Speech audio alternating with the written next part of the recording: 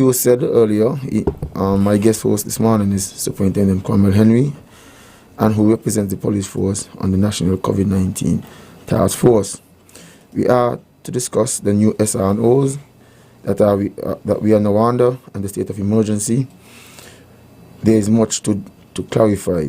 This program will take its normal format, question and answer segment, then closing. Superintendent Henry, can you please say good morning to the listening audience? Good morning, Inspector. Good morning, GQ. Good morning to your listeners. As usual, my pleasure to be here. As the national COVID-19 task force tries to best to get the current COVID-19 outbreak under control and bringing its contact tracing efforts up to speed, things keep changing. Right now, we are under a state of emergency. For the benefit of those who are still not aware of the state of emergency and what time period it is being implemented for. Well, the state of emergency is basically a tool that is used by governments when there is a situation within the country to bring that situation quickly under control. That this state of emergency gives the government additional power. It basically suspends the normal rights, basic rights and freedoms that citizens have, so that the government could implement policies to bring the situation under control. So, for example, if there is a natural disaster, if there is some civil unrest within the country, a pandemic like we are in right now, a health pandemic, the government would need to do things, extraordinary things, to address the problem. And it cannot do it with the type of restrictions that there is in a democracy, like freedom of movement. That is a basic right that we have as citizens. We're free to move about the country whenever we want. But in a pandemic, as we have it now, moving about the country exposes you and transmits the virus easily. And so the government would want persons to stay at home. And so the state of emergency takes away that right you have to move freely. And so the government now has the authority to ask you to stay at home, to ask you not to go to the beach, to ask you not to have any social activity. And these are basic rights that you have in a democracy. So the state of emergency gives the government additional powers to restrict the fundamental rights that the citizens normally have in a democracy. And for us, the current curfew period is from 6 p.m. until 5 a.m. the following day. Okay. Thank you, Superintendent Henry. In addition to the state of emergency being implemented by the Governor General, a new statutory rule and orders was issued and the previous one was repealed. What are the main differences in this new one? Well, yes, the previous SRNO that would have been under the Public Health Act, so it would have been the Public Health Restrictions of Movement Regulations. And under those regulations were made by the Minister of Health. And those regulations would have restricted movements of persons and some other provisions that we are aware of. Now, what the current regulations are now made by the Governor General, His Excellency the Governor General, and they're under the Emergency Powers Act. And so it basically gives more teeth within the state of emergency. And so the differences between those two and this one, under the previous one, we had access to the beaches for exercise and for swimming. Currently now, under the emergency powers, the beaches are closed. Under the previous act, the Public Health Act, bars could have served alcohol. Under this one, alcohol licenses are suspended. Retail liquor licenses are suspended, so you cannot sell liquor license. You cannot sell liquor now in bars. Your movement in the daytime between 5 a.m. and 6 p.m. are restricted somewhat, only limited to essential purposes. So if you're going to the supermarket, if you're going to the doctor, if you're going to the bank, if you are a courier agent or operator, so that making your deliveries, make deliveries and that sort of thing. So you're limited in your movements during the day. You're totally restricted at night, except for essential workers. But you're restricted somewhat, limited somewhat during the day to only these essential purposes. Right. And so that is one of the main feature of the emergency powers compared to the previous health regulations. Yeah, you spoke about the suspension of liquor license. Can you expound on? Yes, the suspension of liquor license. I think people get confused. It doesn't mean because people are asking, well, how the supermarket could sell alcohol and the bars can't sell alcohol. It is not intended to restrict people drinking alcohol, because you could buy a case of alcohol in the supermarket and go home and drink it. Right. It's not to restrict the use of alcohol. It is to restrict the type of environment that you get in a bar. You sit down in the bar and you drink the alcohol and you become intoxicated, and then you forget about all the protocols. And while you're drinking, you cannot wear masks while you're drinking. But you're talking and you're laughing and you're sitting close to the person next to you, because it's a small bar, and two persons sitting 6 feet apart, a third person come and he pull up a stool between the two. So the 6 feet now become less. And everybody's drinking, and nobody gonna say, well, boy, you're too close, because they are friends and they're gonna daps. And so that is the type of environment that fosters the spread of the virus, and we want to restrict that type of activity. And so, because this is what happens at a bar, we start that if you restrict the bar selling alcohol, then you will not have persons drinking alcohol and becoming intoxicated or forgetting about the protocols and exposing themselves and others. So the intention of the suspension of the liquor license is not to restrict the use of alcohol. It is to restrict the environment that pertains in a bar when persons are drinking alcohol. Thank you, Superintendent Henry. In your last answer, you have been using the word restrict a number of times. So this next question wants you to answer some of the restrictions that were implemented in the previous regulation that are still in place. Well, some of the restrictions that are still in place is as I said, businesses that are not essential, so to speak, are required to remain closed unless you could operate remotely. There are other businesses that could function still remotely, using virtual means, online services, and so. If you could function that way, your staff could operate from home. But if you're not an essential business, and I'm going to list them shortly, then you are required to be closed. That was in the previous previous regulation. It continues now. All businesses are required to operate remotely, if they can.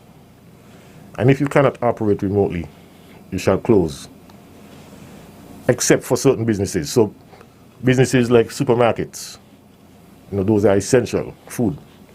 Supermarkets, restaurants, pharmacies, bakeries, courier services. We know shipping, the borders are open, and so vessels are coming, both air seaports are operating, and so the courier services must operate in order to clear the goods from the vessels and clear the goods from customs.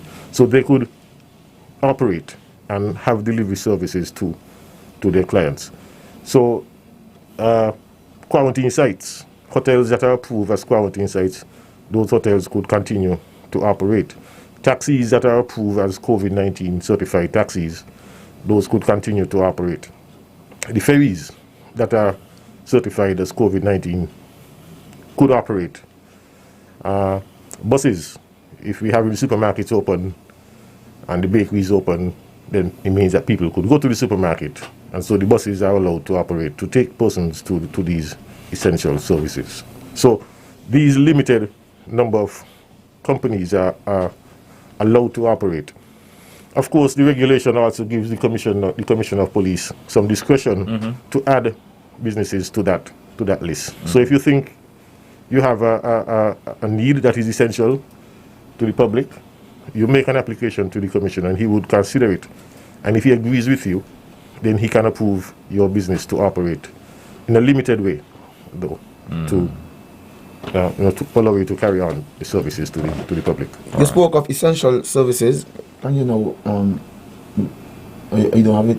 No, but you mean essential services? Services, yeah. But I just listed them. The essential Yeah, businesses, yeah, the that's what supermarkets, the bakeries, the pharmacies, Yeah. medical services. Those are essential. Yeah. And we could see the obvious essential nature of them. Yes. But the commissioner could add to that list. Okay, thank you, sir. Can we At know, his discretion. At his discretion, right? there's no break at this juncture for a word from our sponsors. Upon our return, we'll open the lines and solicit calling from the general public. Thank you. Stop standing in long ATM lines to withdraw cash. Use your national debit or black cards to complete a wide variety of transactions at supermarkets, variety stores, gas stations, pharmacies, and more. Shop online at the most popular websites and stores for quality brands using your national debit or black cards. And take back your time to enjoy all the things that you love to do. Remember, instead of waiting in long ATM lines to withdraw cash, use your National Bank cards today. National Bank, always here. Mommy, remember you told me if I pass all my exams, you would buy me a brand new laptop computer, a cell phone, and a PlayStation 4? Well, here are the results. Wow, son, you did great. But where can I find all these stuff at affordable prices? Smart Electronics, Mommy. They have stuff for the entire family. They have washing machines, cell phones, tablets, refrigerators, TVs, blenders, irons, microwave ovens, Bluetooth speakers, and much, much more. And they are located at Port Zante opposite the food court. Wow, but son, where did I get all these information? My friend told me, and he also told me if you buy them somewhere else, they won't last. Is that so? Yes, Mommy, so I don't want you to buy them anywhere else but Smart Electronics. Okay, son, get dressed. We're going down to Smart Electronics. No need to go to St. Martin anymore. We have everything available right here in St. Kitts. And remember, we have only one store in St. Kitts, and we are located at Port Zante opposite the food court. Smart Electronics, way to live a smart life.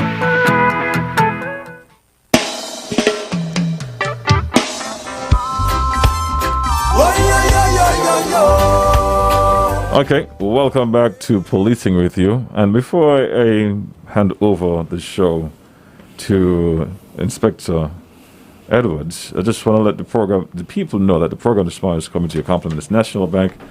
And as we make mention of National Bank, I just want to let you all know that notice is hereby given that the 5th annual general meeting of the St. Kitts Nevis Anguilla National Bank Limited, scheduled to be held at the St. Kitts Marriott Resort, Frigate Bay, today, the 17th of June at 5 p.m., has been postponed until further notice.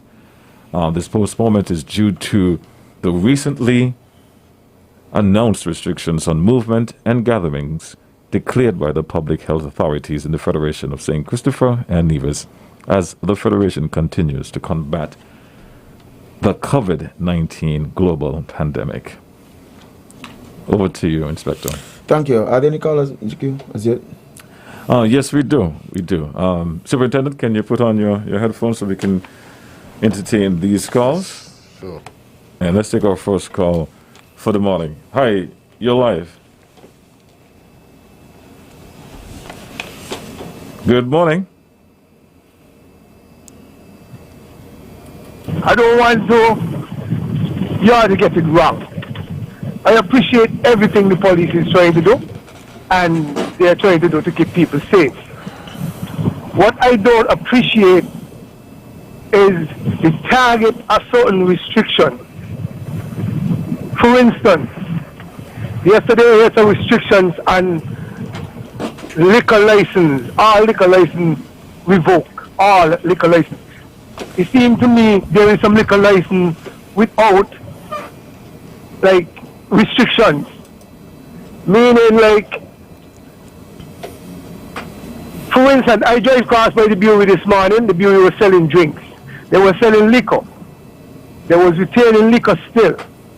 I should think that the brewery have a liquor license. Even if it's a retail, they're still selling liquor to the small shops and the supermarkets. It means that people could go out and still buy this liquor. And that is not fair to the poor people, because all the small shops them downtown, locked down, they can't sell a drink. I could see if the police telling them You could sell a beer, but don't let nobody step on you. You can't have a crowd. If you buy your beer, go with it. Go home with it. It's up to you. But don't, if you have people around you, then we shut you down. But to stop the small people them and all the people that with money still selling drinks and forcing the younger police them to pressure poor people, which in the poor people elect the government to protect them, and it's the same people them turning against the same poor people them who elect them. The people them have nothing. This is all they have. I understand, don't get me wrong again. This is a serious thing. But it got to be ways that we could deal with things other than making people stop bread. People have to eat bread.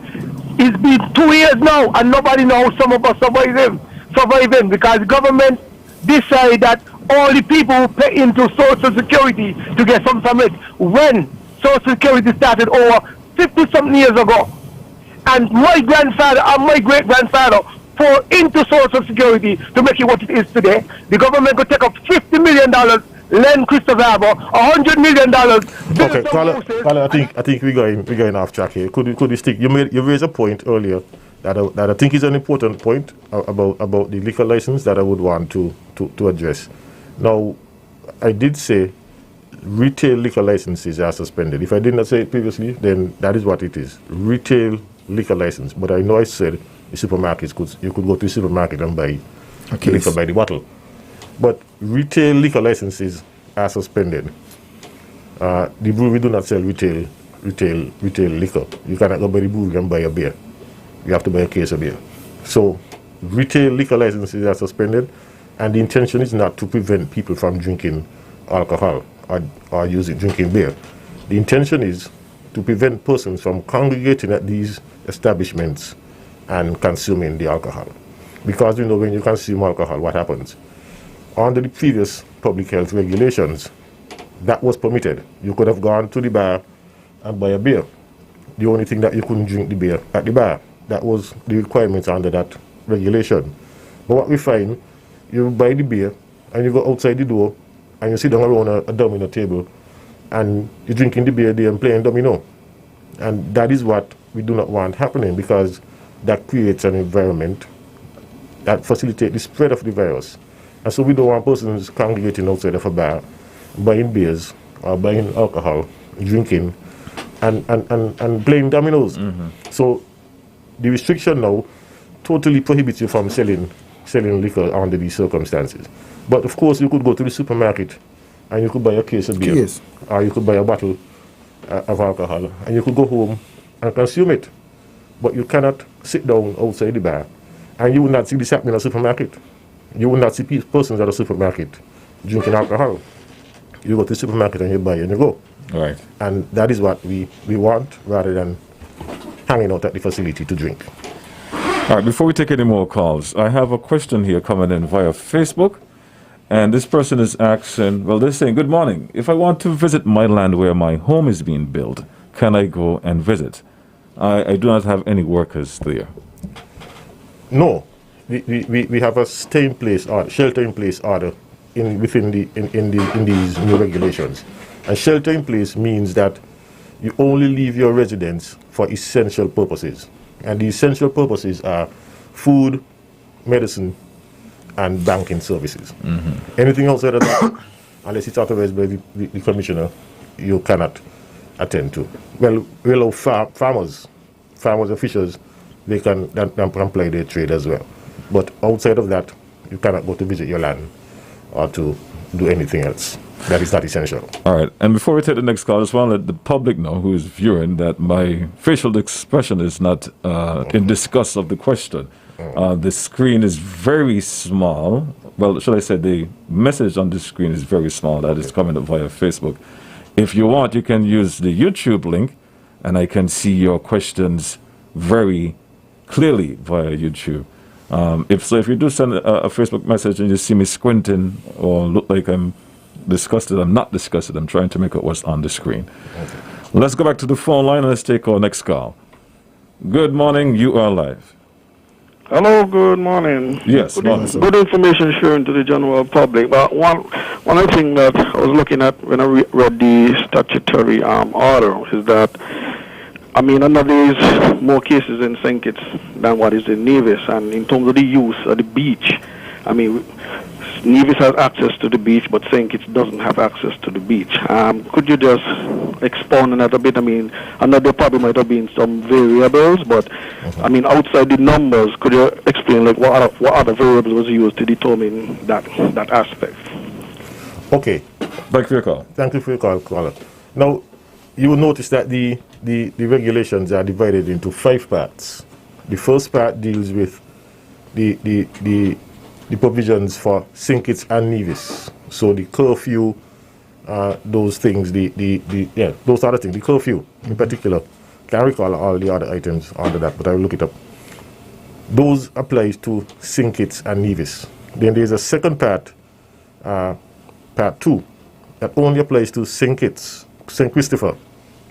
And then part 3 applies to Nevis. So all the provisions for St. Kitts would be under part 2, and the provisions for Nevis would be under part 3, and then part 4 is the penalty, failure to comply with the provisions, what it leads to. So St. Christopher and Nevis, St. Christopher, Nevis, and then penalties. And the beaches falls under the beaches for St. Christopher. They are restricted. Attendance to the beach is restricted only with the permission of the Commissioner of Police in writing. And for Nevis, you could attend the beach, but only for exercise and swimming, and no beach parties and no picnics and those sort of activities, social activities are allowed there. So that is the distinction. And the caller made reference to Nevis having a low number of cases. Yes, that was one of the consideration. The risk in Nevis is not as high as it is in St. Kitts, so that would have been one of the consideration given. And of course, there are other variables that would have been discussed at the cabinet level that I may not have, that I may not be privy to. But what is important to note is that Nevis has an island government that would make decisions for Nevis, of course, in consultation with all the other parties within the federal structure. But Nevis had its own carve-out within these regulations to provide for these conditions in Nevis, which are a bit different to those in St. Kitts. Gotcha. So that is one of the main reasons. The threat level on Nevis is different to that on St. Kitts, and so Nevis decisions made based on the conditions there. Thank you. Any more callers? We have a question via YouTube. This person is asking, can you still exercise? Unfortunately, that has been removed. Under the previous regulation, you could have exercised, but that has been removed. So it's a shelter in place and only for essential purpose. You can exercise at your premises. You have some more phone calls. Let's take this next call. Good morning. You're live. Good morning. How is everybody today? Morning. Good morning, ma'am. We are fine. Doing okay, thank you. Mr. Officer? Yes, ma'am. I'm going to put you under a little bit of heat. Why would you want to do that? I hope you can take it. I won't cook you, but I hope you can take it. Let's get it. Previously, with the curfew and the lockdown, well, when the clarity came from the Attorney General, we were told that only like services, what should I say? Well, more or less like emergency services are those services that are really needed. They will be open to the public, and we have frontline workers, as the case may be. Those businesses that have employees and they can have them work from home, so that if not, they are encouraged to close down. The restaurants and so on, well, they remain open, but we were told that you only place your order for takeout, yes, and persons go and collect. Right, that is still in place. I guess the reason is that they don't want people to come together or assemble, right, and whatsoever, so no gathering. Now, how is it now you talk about this liquor thing, and you talk about the bars, when persons go in, persons drink and, well, the mask is off the drink and, no social distancing, no this, because people pull up stool and all of that thing gone to the door. But previously, we understood that this should have never happened. Now I'm getting the impression that that was expected to happen, but that right was taken away from the citizens. Now, how is it that you could explain it this way with the alcohol, knowing that persons were not assembling at the bars can't, because that was not allowed previously. But now we are told that the alcohol can be sold wholesale from the supermarket, and persons can buy, go home, and drink there. But the same things that happen at a bar can also happen at a private house. They can drink. People go into a lot of things. They can drink. I mean, they lose the rational, ability to think and so on. And the same thing that could happen at a bar can happen privately. So I would rather think that if they say no sale of alcohol during this time, that nobody sells alcohol, whether retail or whole. Well, the retail, I didn't expect the retail to be sold because previously nobody was supposed to gather anyway, not at a restaurant, bar, or anything. They only were open for takeaway. So I don't know how this drinking and gathering came in your explanation. So if no alcohol, I assume they should go to the supermarkets or any place that is selling wholesale, because whatever effect you don't want to happen at a bar could happen in communities. So, and finally, before I go, what is the real reason behind all of what is happening right now? Because some people tell you straight up, a lot of these things don't make no sense. Makes no sense, and they don't want to hear this COVID coming in. The COVID talk should be out because people not seeing the link between what is said about this COVID and the spread and all of this dangerous pandemic, this, to what is actually happening to bring in the rules. Because as I would say, it seems like only St. Kitts alone is just behaving different in a lot of regards. I'll listen to what you have to say. Please help clarify to many citizens. Thank you. Continue to listen. Thank Have you. a blessed day. Well, you mentioned that in the previous regulation, one could have purchased alcohol at the bars, but you couldn't consume it there. But under this regulation now, we restrict the sale of alcohol. Remember I said we are now under a state of emergency. Under the previous regulation, there was no state of emergency, and so you still have your constitutional rights intact. And the regulation could not remove, and by themselves, could not remove your constitutional right. And so the state of emergency now does that. And so you can no longer, the state can now restrict the sale of alcohol, restrict you going to the bars. And so there's more authority now. And the reason for it is that the congregation of persons fosters the spread of the virus. I don't see why people will not see the link between what we are doing and the control of the virus. People coming together promotes the spread of the virus. If you go to a bar and you're drinking, you're in close proximity, you do not have on any mask, the risk is higher. Now, she indicated that you could do it at your private home. Well, we hope that you're doing it at your private home within your household. Nothing is wrong with that if your family members, your brothers and sisters and aunts and uncles living together and they want to just sit down home and drink. That's fine. They're within the same household, they share the same risk. There's nothing wrong with that. But we do not expect that you would go by your neighbor, all the neighbors would congregate at one house and do it. That would be against the law, because the shelter-in-place order requires every person to remain at their residence, not at a residence. It must be your own residence.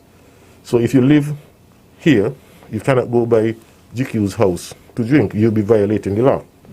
And so, while it is possible that you could do it, it will be against the law. And if you're caught on your way to GQs or on your way back, you could be arrested. Or even while you're there, if you're caught there, the police would have authority to enter those premises. Because remember, I said the state of emergency remove some of your rights. And so the police could enter your premises if that is happening at your premises without a warrant. So we hope that that is not happening. We do not expect that persons would be so reckless with their own lives and go by other person's house to socialize. This is what causes the spread of the virus. And the whole reason for these regulations is to prevent that. The whole objective is to prevent the spread and to control the spread of the virus. It is not to punish the country. It is not to punish the citizens for anything. It is simply to control the spread. And people coming together causes spread. And that is why the shelter-in-place order is in place. Stay at your residence and only leave for essential purposes. And if you leave for essential purposes, there are still protocols that you have to follow. You must wear your mask while you're out of your house. You must maintain your physical distance from other persons, and you must sanitize as often as possible. All right. I hope that addresses the caller's concern, the difference between why you could have done it then and why you can't do it now. The licenses, only retail licenses are suspended because the retail sellers are the ones, the persons drink at the establishment where you purchase it. But the wholesale sellers, you take it away. And so there's no risk of you congregating in the supermarket and socializing and drinking beer. All right, the program consists of phone calls and messages via the social media. So I'm going to go to the social media and take a few of them before we go back to the phone line. I'm not sure if you can answer this one, Superintendent, but this person is asking, can you explain to the public what medicine-covered patients are being given that avoid death in St. Kitts and Nevis? Well, the only way I could answer that is to take the vaccine. I'm told that the vaccine prevents death and serious illness. So what I would promote, what I would encourage persons to do is to go and get vaccinated, because the vaccine reduces your chance of dying. I'm told 100% in some cases, and serious illness and so. So in terms of how you're treated while if you are sick, I cannot answer that. I'm not a medical doctor. I cannot say what treatment is given. Okay. Next question, and then we'll go to the phone lines after this question.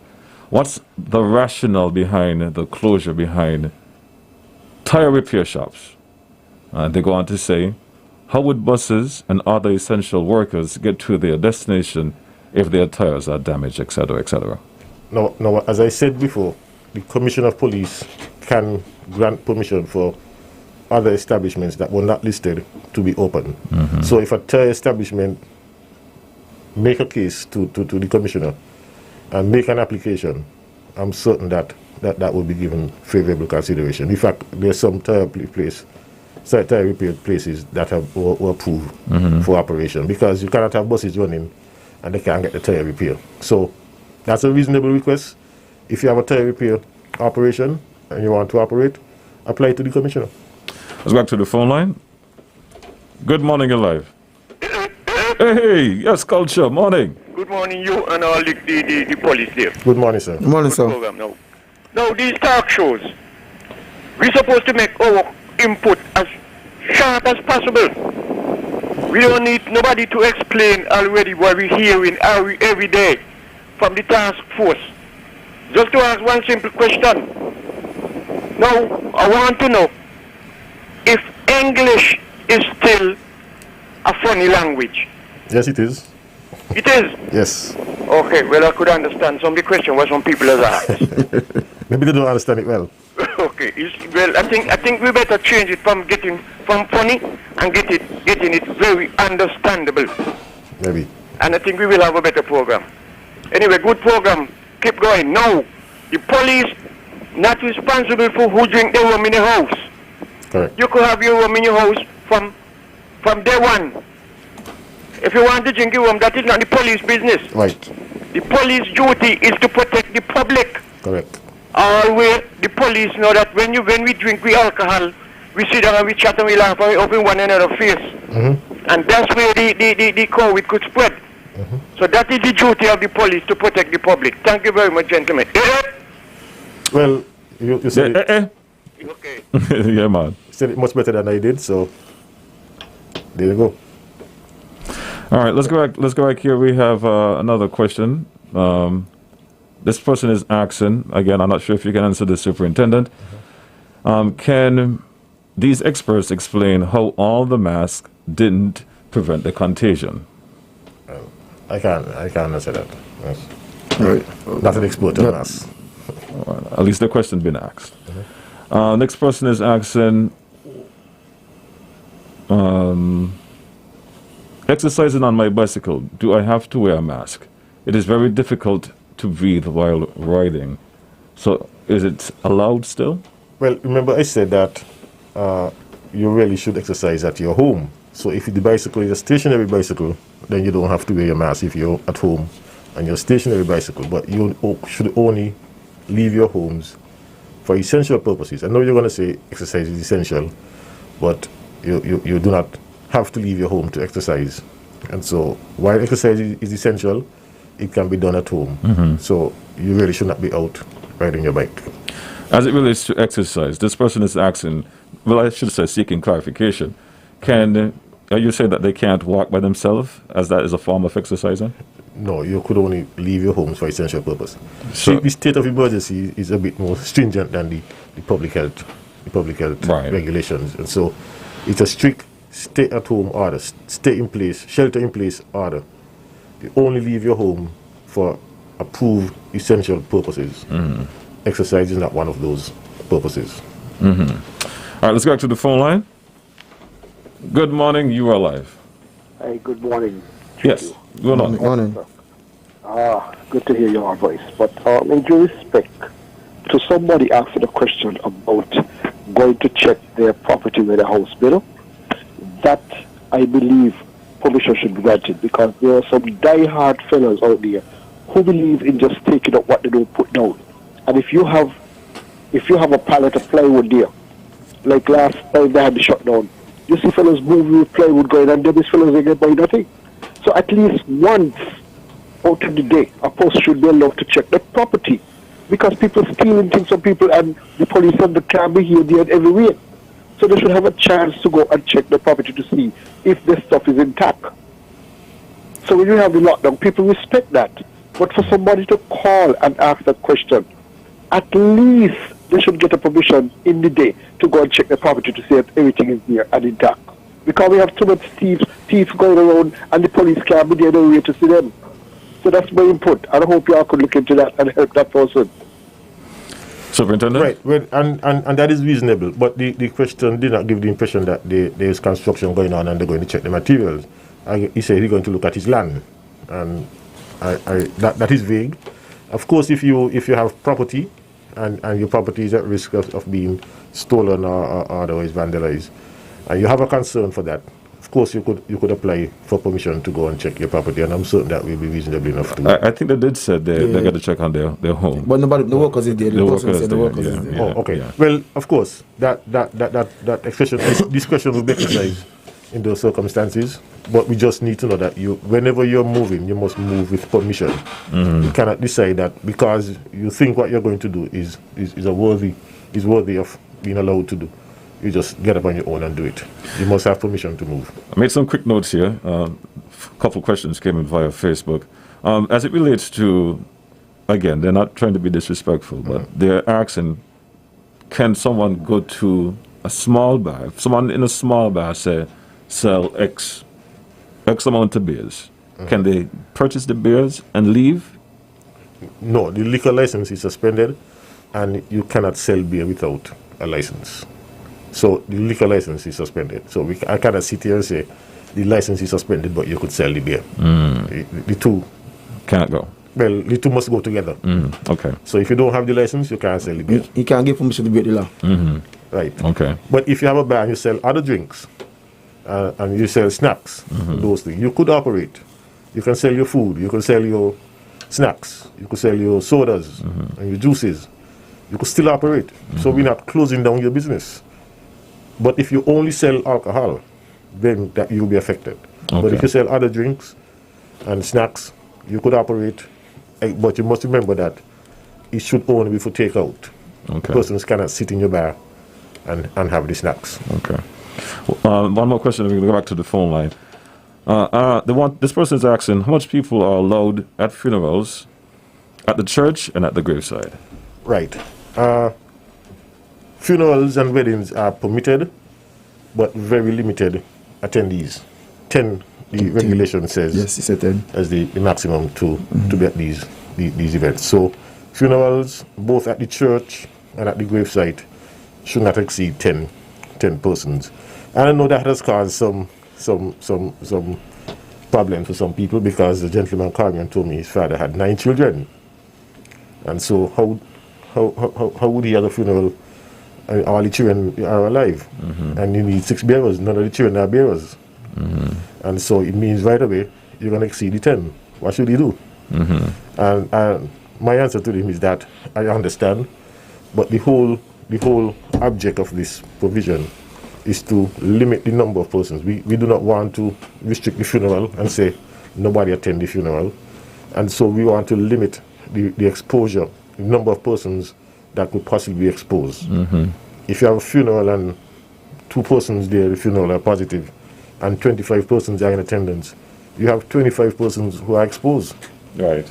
And as opposed to only having 10 being exposed. And so the risk increases when you have greater numbers.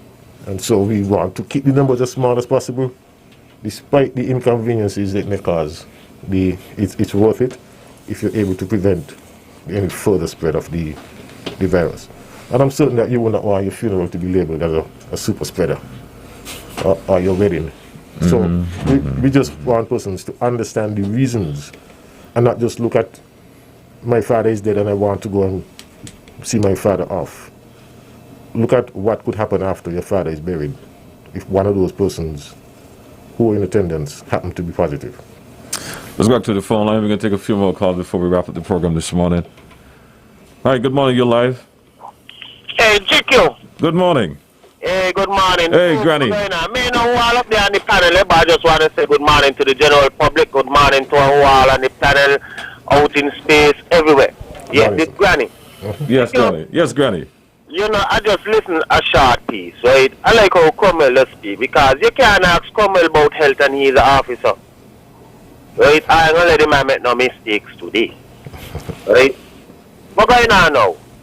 How come it wasn't a problem last year when all the rules and regulations them they dropped down? But it's a problem this year. Why we just can't comply with the laws them what passed down? We don't know what we did last year. All we have to do is continue do it this year. I called her just a while ago calling, say how come Corona spread wearing all these masks. How much time we preaching, sometimes we driving bus, we look back in the mirror, I don't got a mask underneath all your chin when I jump in with it. Simply common sense is, I let we get this thing over with. Right? Continue with all your mask, hand sanitize all your hand, and please go get vaccinated. Simply as that. Cool and calm, and then we going back to normal. But then the 26th of June coming up your way, and a music festival for the weekend, you, and Independence coming up. Lord, man, let me get a little thing now, man. Let me start out the thing now. Please. I like the program. I'll continue. Good morning. I'm glad that you raised the point, because the CMO said at the last briefing that in the analysis from the contact tracing, and what they found was that the reason why the spread is so rapid and rampant is because persons are not adhering to the protocols. I guess those persons who are contact of the persons who are positive, it found that they were not adhering to the protocols. They were in close proximity, they were not wearing masks, they were not sanitizing where possible. And so that is why we are having the type of spread, rapid spread that we are having. Persons are not complying with the protocols. And the CMO said that is what their analysis have found to be the reason for the increase in numbers that we are having. Any more calls, Ricky? Yes, we do. This will be the last caller. We'll take two more. Two more. Cool. Good morning, you're live. Hello, good morning. How are you? I'm doing okay. Morning, sir. Yes. Superintendent. Yes, sir. I am speaking to St. Christopher and Nevis. Yes. People, please let us not fight the regulations. Please let us obey the protocols. And please, for heaven's sake, let us adhere to what the task force is saying to us. Thank you. Thank you for your call, Thank you sir. for your call, sir. Thank you for that, sir. Let's take our final call here, and then we'll take the last of the questions via BIP. Good morning. Good morning, GQ. Yes, morning. And good morning to Superintendent Henry and to Inspector Alex Edwards. Edwards, yes. Yes, sir. Now, my little input this morning. Now, Mr. Henry. Yes, sir. You go on the task force and every day you update with this COVID situation and the bus, supermarket, and the road, how people must stick to the protocol. And you hear some people still calling, talking about the ignorance. But you always find that. You all as police officers, you all got to do the job because rules is rules and laws is laws. But I believe sometimes some of these young officers does make a little mishap in the rules. Because Monday I was on a bus going to town with a gas bottle, a gas, because I do landscaping, so I going to buy some gas. So the female officer asked me, Mr. Politics, where you going? I tell her I'm going to buy some gas. I got some work to do to finish up because I do some some yard apartment to some people and so, you know, that's my personal job. You know? My own business. And she said, no, don't come, then the next close. She get me off the bus, Mr. Henry, I don't make one argument with her. When the male officer put a kind of expression on his face, and it's a politics to happen to you, so the lady said, I cannot go. And you know, he said nothing, and me just turn off, me and build an argument, me just turn off. Rules is rules and laws law. And I believe that she could have let me go up. I believe that she would do it. Maybe because she know me and maybe she ain't in favor with me. That's why she do it. But you all is doing a wonderful job, and Mr. Henry, continue to stick to the rules and continue to stick to the task. Because it's only 14 days. What is 14 days? Okay then.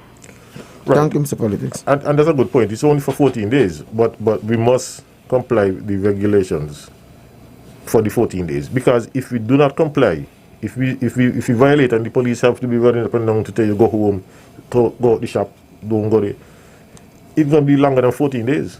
Because if you do not comply, it means that the virus can continue to spread. If you have the congregation still, you have people not wearing the mask, you have people doing things that they're not supposed to do, the virus is going to spread. The virus is not going to stop because the law is in place. The virus would only stop because people obey the law. And if you're not obeying the law, then the virus would spread. And we will be forced to extend from 14 days to another 14 days. And so if we want to limit the restrictions to just 14 days, it means that we have to comply with all the requirements. And it is better that we take the pain and enjoy it for 14 days than to give trouble and have to enjoy it for 28 days. And that is what will happen if we do not comply, we do not follow the protocols, and we do not see a reduction in the spread. Once the virus continues to spread, it means persons are not complying, and we would have to continue the measures.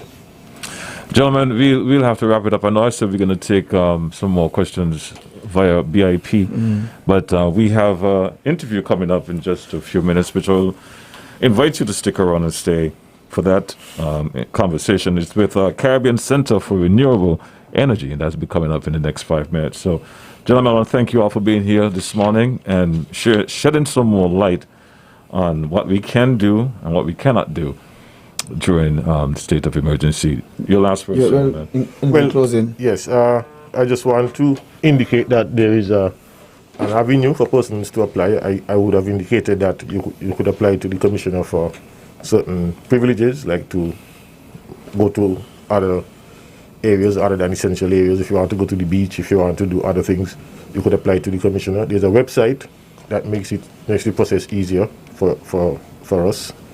www.police.kn, and you will click on the curfew e-pass link, and that will take you to a form where you would just complete all the fields in the form. What we ask for persons, and we see a number of persons, the form asks for an ID and a photo. What persons are doing, they're putting the ID in both fields. We will not ask for your ID twice. So you put your ID in the field that asks for your ID, and you put a photo of yourself, and it preferably should be a half snap photo, not a full body photo. A half snap photo, because you must be able to see your face clearly. Passport size photo, that's good. And you don't have to go to Willett to get a passport picture. You could take a photo, a half snap of yourself, have somebody take a half snap of you with your cell phone, and you upload that to the site. The reason why we're asking for the ID, and I have to explain it because persons are saying, well, why would I have to put a photo if my photo is already on the ID? The reason why we're asking for the photo and the ID of course would identify you, and the photo, we use the photo to place on the e-pass that we're going to give. A pass is going to be issued to you, and that photo is placed on the e-pass to sort of validate the pass, so that when you show the pass to an officer, he could match the name and the face and the photo with your face. So he could look at the pass, look at you, and see that it is your pass, so that you don't share the pass around. So the purpose of the photo is to be placed on the e-pass that is going to be issued, so that officers could identify the holder of that pass. So if you place a photo of your ID, that is what will be placed on the e-pass, and it will not be visible because it's going to be compressed, and it's not going to be visible to anybody. So please do not put your ID in the two fields. Put your e-pass, put your ID in the ID field, and a half snap photo of yourself in the photo field. For companies, if you have 10 employees, we do not want you to complete 10 applications.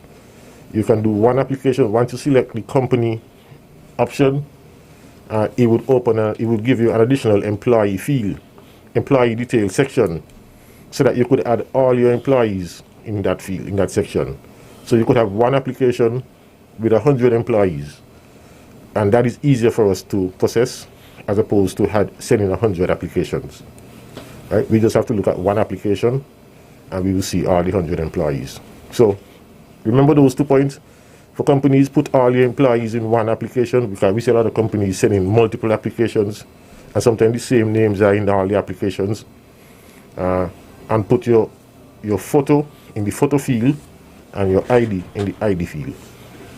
Right, thank you. I just want to join in and with a number of persons who would have called in and asked person to adhere to the regulation. I want to thank him for coming. GK, I want to thank you again. I want to thank ZIZ and the management and staff. I want to thank the callers and all the person who sent the messages via the social media. I want to thank all the persons again, and see you next week, Thursday. Tell me what you think about equal rights for all, everywhere. Hold on, stop. Think about the drink before you take a drop. Read up on the label on the back. They say science, sugar, low in fat. But don't be fooled by that. Drink some water, share some love. Tell you